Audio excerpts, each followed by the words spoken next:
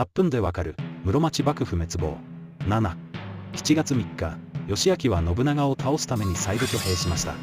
二条御所では戦いに不利だと思ったため、牧島城へ移動しました。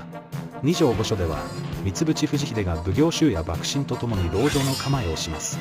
信長は7日に大船に乗り、琵琶湖を渡りました。先鋒隊は8日に、信長は9日に京に到着しました。二条御所はあっという間に織田軍に取り囲まれ、多くの奉行衆や幕臣が臆して降参しました。藤秀は臆することなく立てこもりましたが、織田の使者の説得を受けて12日に降参しました。誰もいなくなった二条御所は、信長の命令により取り壊されました。